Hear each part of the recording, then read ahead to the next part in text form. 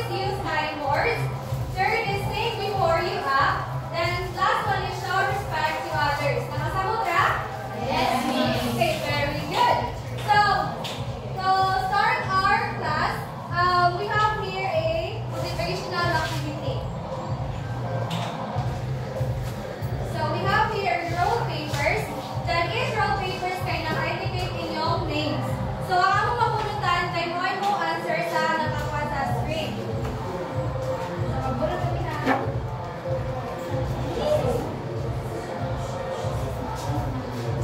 Okay, Paya Cristel. Okay, thank you. So magbunot ka sa niyo usa, kinsay mabunutan mao mo kung ano unsa nang assessment. So magbunot na ni.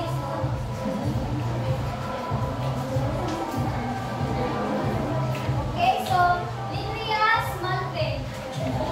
Madre, Axel.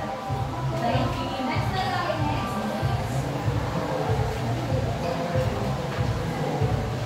Okay, Bryce Emmanuel. Basta lang ka ng ano mo, idea ko sa na-assessment.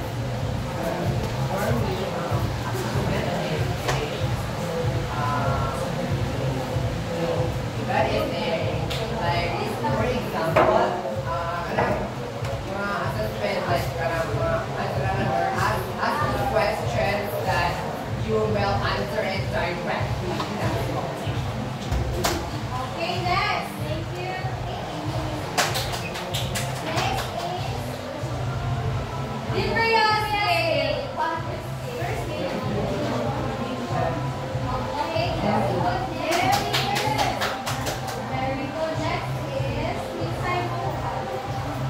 Coronado Antonel. So for you, what is a conclusion? Your own opinion lang. Understand?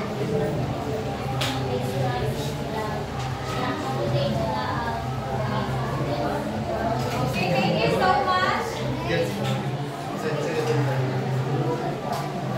Nabunutan na kanina. Next is si Ali. Nabunutan kanina. Siya nabunutan. Again. Nabunutan na siya.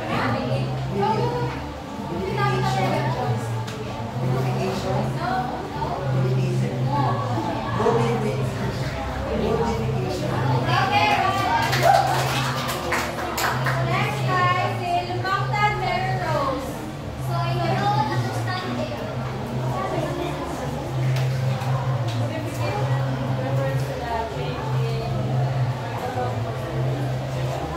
Okay, thank you so much. And the last one is Pacaldo Januel. Kermit. Again.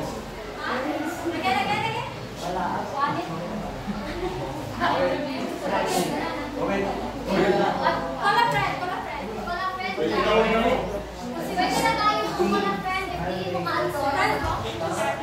Say like, placement. Okay, thank you so much. Next is Ricardo Juanza. Okay, jump row, Dessa Ella. Your own opinion lang, isa lang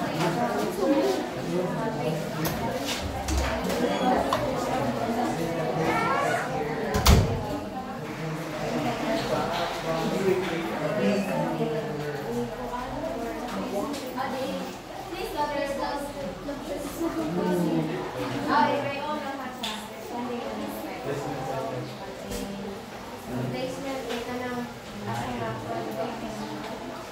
Okay, thank you so much. May bawal na to, Kiana. Next is Kahilig Limar. One. Curricular. Okay.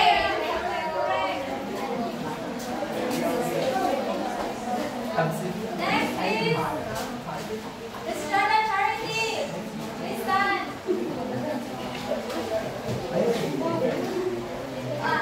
Similar siya sa Marital British subject sa Okay, thank you so much.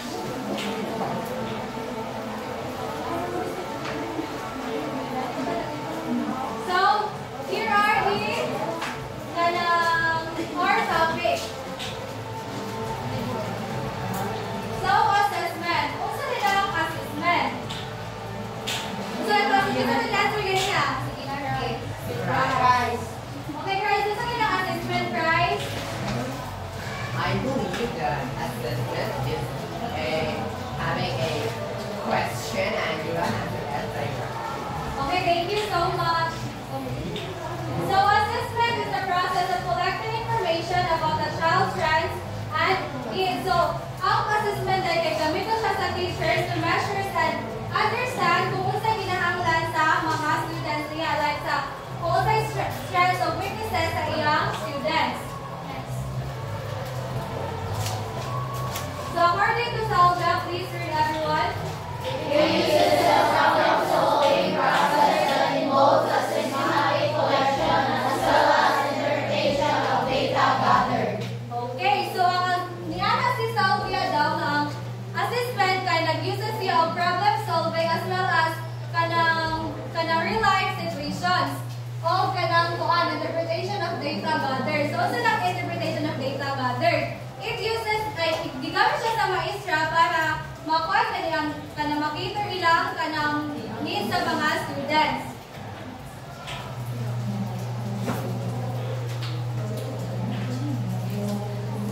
Please read everyone. According to Giuliani and Perrone, the purpose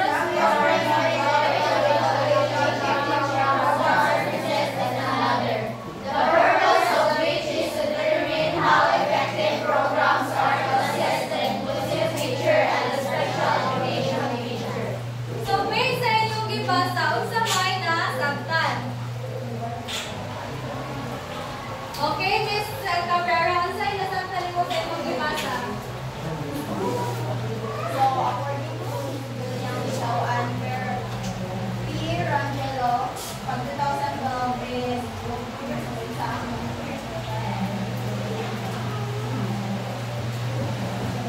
So, one daw, essential na kayo ang pag-monitor ganit sa progress and pag-evaluate sa teachers sa mga nahitabo kay sa students because through daw sa pag-kuan ganit nila pag-monitor or pag-evaluate sa progress sa students is nila daw makita if kung saan daw ka-effective ang programs na ilahang na kuan sa inclusive education.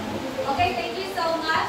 So in addition to Miss Cabrera answer kay ang niana sila ang program daw, ang assessment daw kay effective judge na kay ana nila may bawan sa teachers kung makuha ba ang needs of kanang pagganit sa kanang mga students kay mag-cater judge.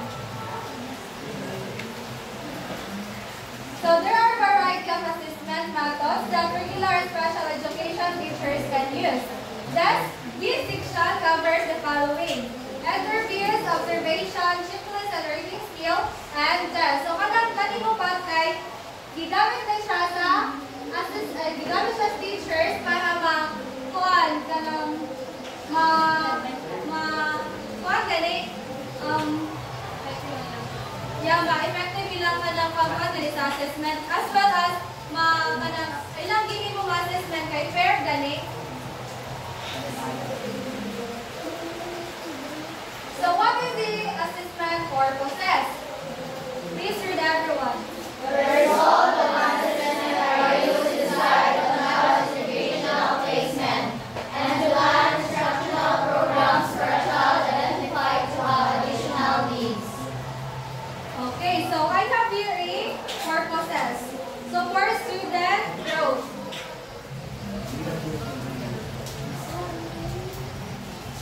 So kuan na kay kanang it supports progress and development of a child.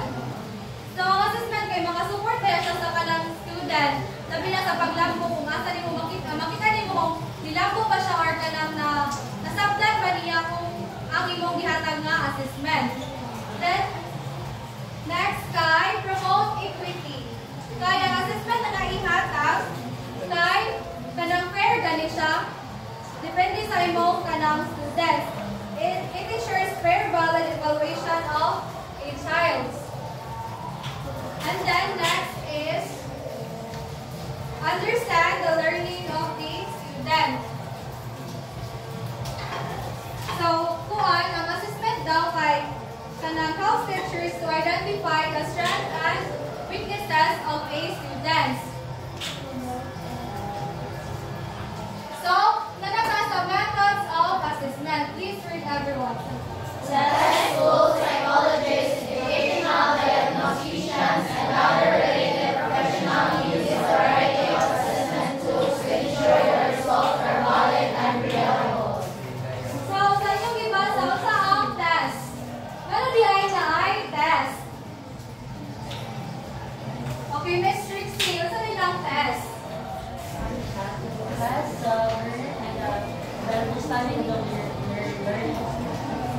Okay, so thank you so much.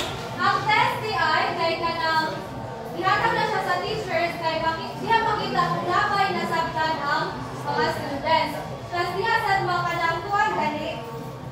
It also fair kay kanang kuan man kanang ang kanang gani ang detail nila kay kanang makita nimo kung asa sila ni na excel or wala ba sila kasagot.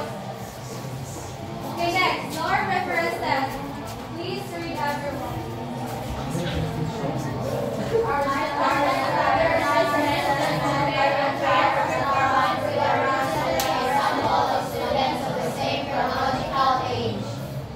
So, kanang norm reference test by okay, so Miss Disfield sa lang norm reference test.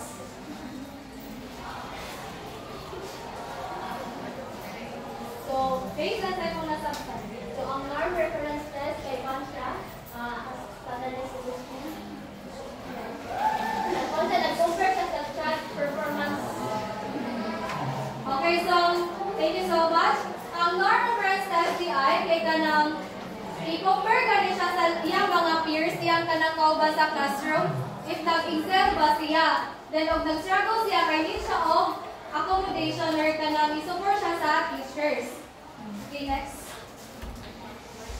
Next is criteria reference test. Please read everyone. Reference test compare child performance based on established standards and competencies and can be used to describe students' performance. Okay, so based sa inyong nasabtan, unsa ang criterion reference test? Miss Ugoy? Unsa ang based sa inyong nasabtan, Miss?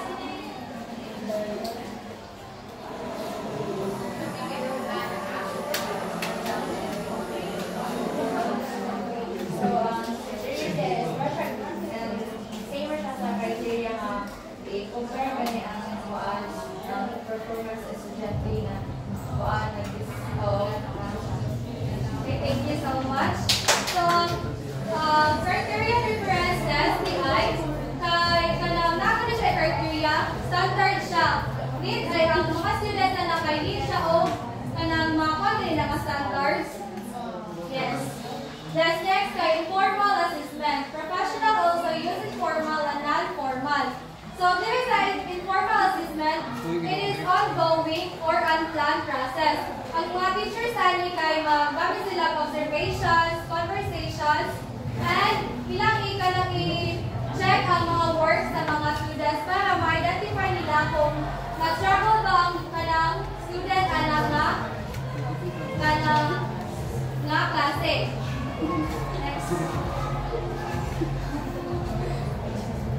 Last one is standardized assessment. Please read. These are considered more authentic and thus can be used primarily to describe performance and inform. So there is a standardized kay kanang it uses uniform testing sa mga students. For example, kay kanang kuan kanang college entrance exam, di ba? Ang intake alam nga kanang kuan mga students nga managani nga program ilang intake kay di ba uniform. Para ma-sure gani nga fair na siya, walay pikas. Nasabot ra? Tapos, Yes. Thank you, teacher. So from to the next topic, let me hold on, Miss Navalas. Okay, so again, good morning, class. Good morning, Miss.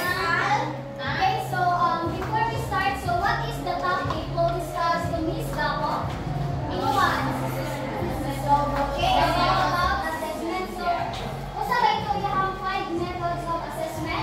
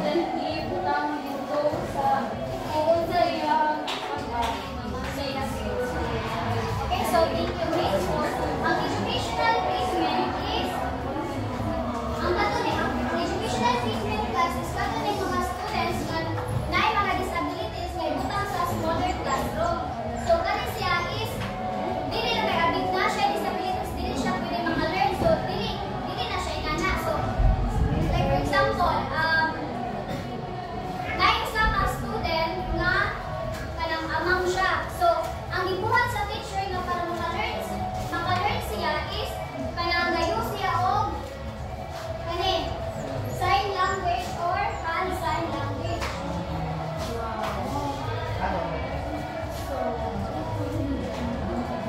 Kani siya, so mao siya gamiton para makat-on iyang students. Next. Okay, so next is everyone please read.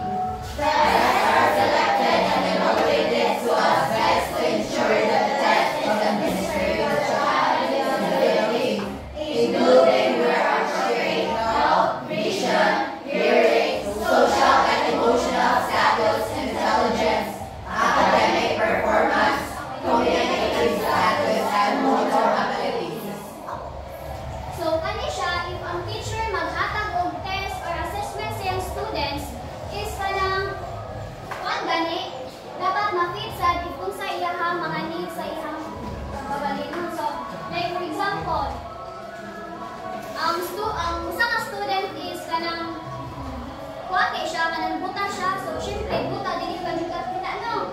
So kana siya ang gigamit sa teacher niya kay nag-use siya og grade para kay kung mag-use tag grade nyo, kay nalibawa naman na sa students if kanang unsa na ang words or unsa na nga letter.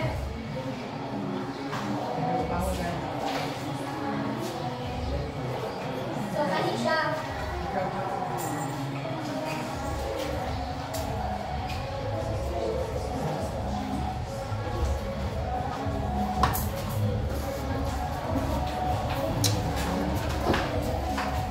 Okay, so next, everyone please read. So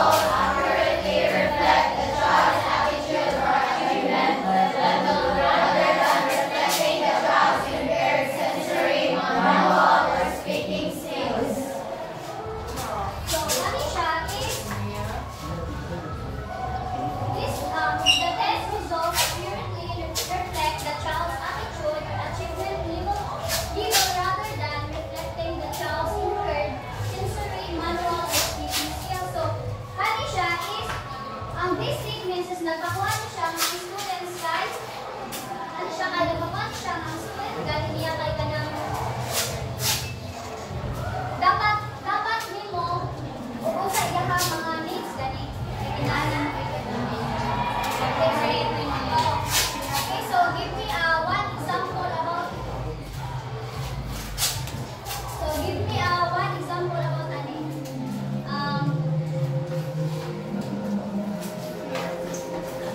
Miss Ricafort.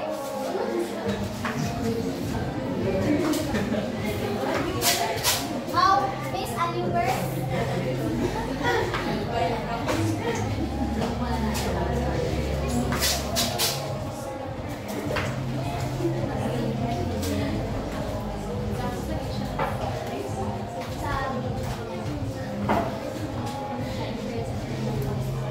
Like, what kind of example?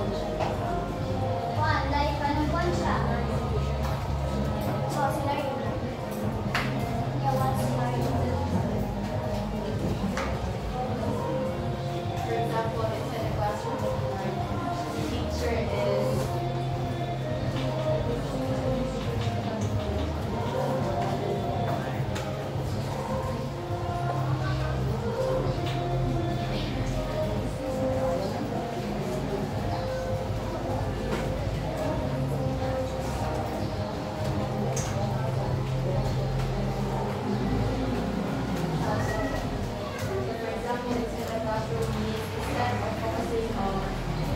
instead teachers focus on ang child's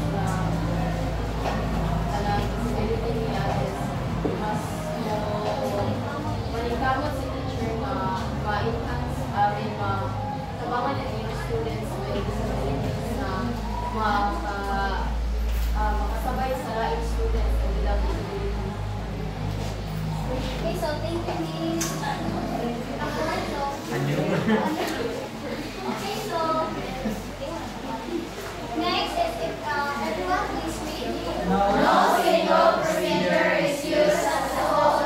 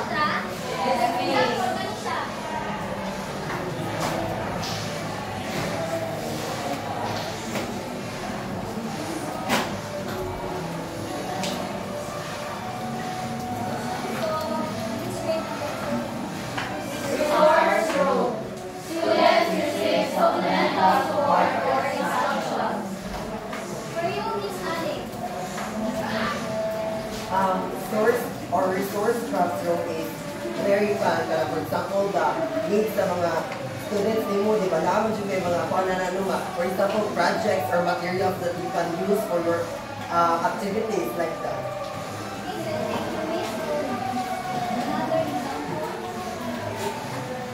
So, ang kaning resource room is additional lang po to Miss Alex. Kaning resource room, like for example, yung students kay dili pa kayo siya hanas mubasa so pwede hindi mo siya dalon sa yes. It is self-contained classroom. Students face the learning learn together.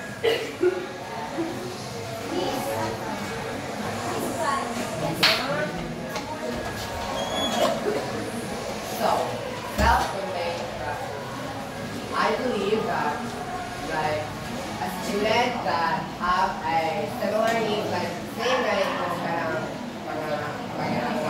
something like that, galing, friend, no? Then, collaborate mo ba? Like, ano ba? Like, pag-share mo sa ibang mga thoughts, sa ibang mga dapat pa na makasama niya, o bato mo lang sa kaya, paano yung mo, hatag siya o para feedback mo or idea sa tawag mo na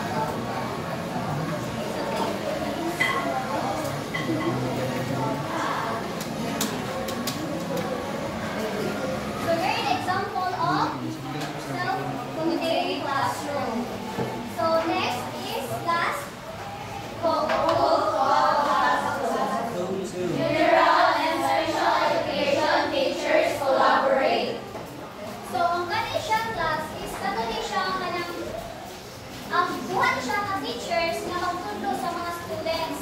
So na-general teachers nasa special education teachers para mag-collaborate sila buhat para ma-teach nila yung students.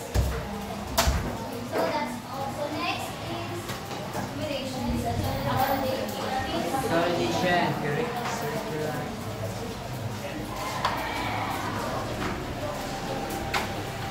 So, good morning! Good morning! Good morning! Good morning! So, kung sa may gikuan lang na gikuan ni Miss Angel? Is that? Listen. So, nakasagot ka mo? Yes. Time's up to me. Okay. So, our next topic is? Accommodation and circular modification. Again? Accommodation and circular modification. So, mura magpapagpapoy ang mga bibi? Magpapoy ba mga bibi?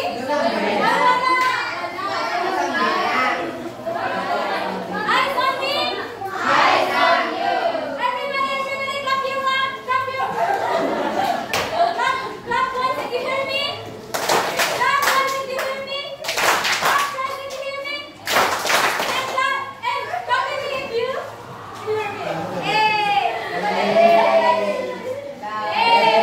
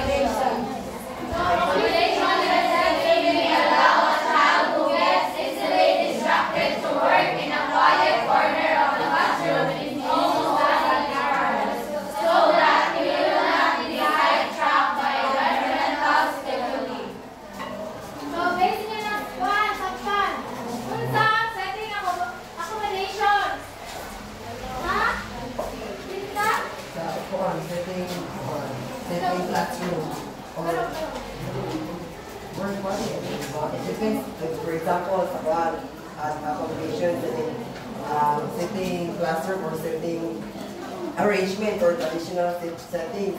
Also, for example, dali sila mag-distract pa yung wala kaayo kuan sa accommodation nga, ay, dali sila makuan. Wala hindi advantage ang thinking ganito. Ang mga student is hindi tayo maka-focus kaya because of the distractions or this distractions sa classroom where the student can study easily or not easily. Thank you, Miss Ali. So, study accommodation, learners need by allowing them to work in a quiet corner. For example, ganang kuan ng what do you call this? Study corner. Oh, study corner na to? Yeah. So, for example, ganang sa library, no? Para din sila mag-map. So, children who struggle with distractibility, kanang mga kuan, ADHD, parang tawag ka na, kanang mag-visit of Focus. Focus. Next is Scheduling accommodations. Changing time allotment. Schedule class assessment and management of time for subjects to create accommodation. so, ganang importante man ang scheduling accommodation. Anyone? Ha? Nice, right? Schedule accommodation is important. Like, para sa atong demonstration room where dili man demonstrate ang sanang schedule of like a one time from gibuhat ni ma'am i-accommodate na niya by really has time sa laing nga day para mo imo sa demonstration and mahuman siya na para mo visit ka na. So, thank you. So, schedule accommodation is allow students to have more time to complete tasks and assessment. So, what are the examples of accommodation that can modify schedule are? Everyone is? Extending time for assignment and assessments.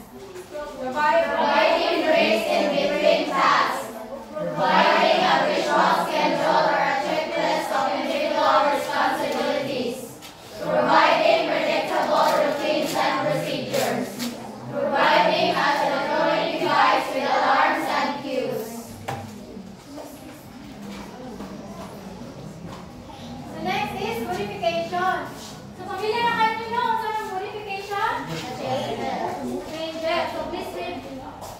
Curriculum modification are provided for students with significant or severe disabilities whose expectations are altered and the performance outcome are changed in relation to what are expected of typically able students of the same age. So, curriculum modification is to support students individual to their needs and learning goals. So, example to it is environmental modification. Next is material modification. So, what is the purpose of modification to students? Anyone? Huh? Who? So, Mr. Masaf?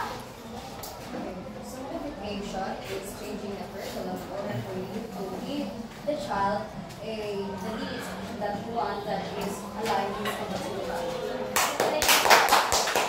So the purpose of this modification is to have better suit the needs of students who have some level of disadvantage. Okay, kanang dili gani, di ba na nato makuan gani na mas learner. So normal sila kanang high disadvantage. So next is Next is parent involvement. So please read. It is a long been established that parent involvement in education, planning, and management of children with disabilities and educational needs is essential as they are primary caregivers and primary influences on their children. So, parents' involvement is, especially sa mga children galing with disability, kailangan din nila guide on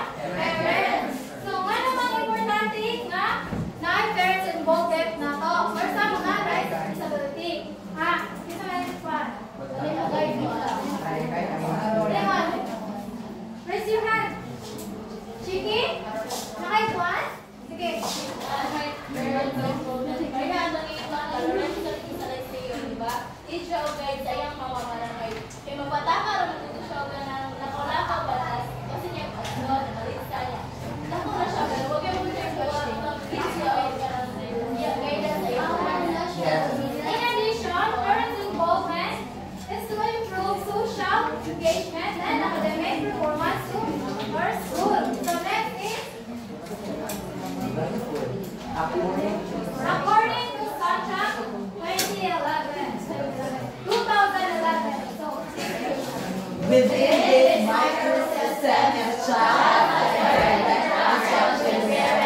teachers, peers, and others. While the mesosystem refers to the linkage of a relationship between microsystems such as connections between family, experience, and school experiences, and between family and peers. So when we say microsystem, it is a Small. common interaction between the peers and teachers. So, ang mesosystem naman, guys, it includes connection between the Family. microsystem. Ano yung microsystem? Katong na siya sa parents or Ilang peers. Common. So I guess that's all. Napay na katunan na tanan? Yes. Questions? No. Clarifications? No. So high five sa may heaven? Hooray! So our next is? Are you guys ready?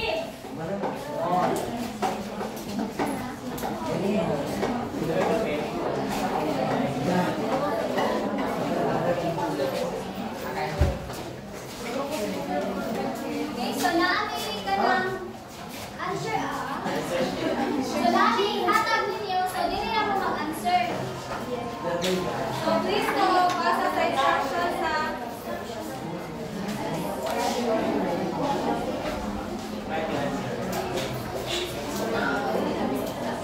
Which one ang class? ano na lang.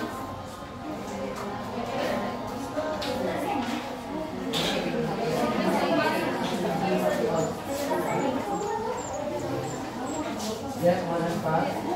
Yes, one and pass. Tinudang. Basta ang instructions. Nakuha ni Ma'am tanan? Wala. Wala? Tinudang.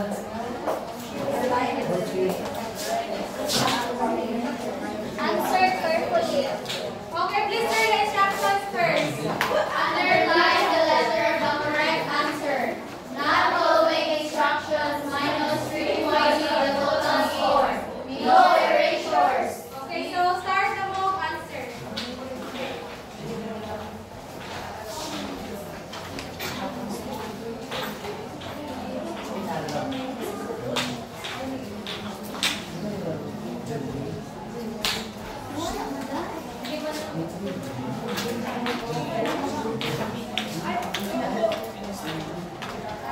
Wala mo 10 minutes sa Naanatalay na ni?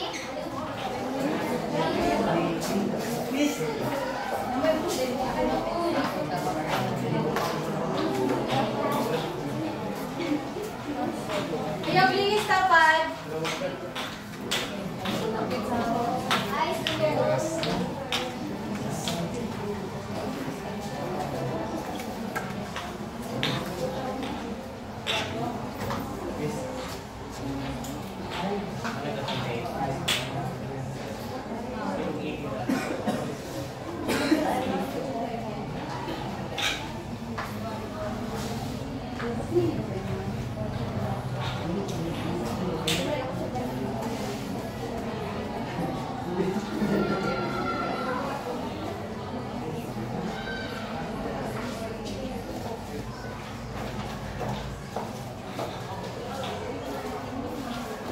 Umala?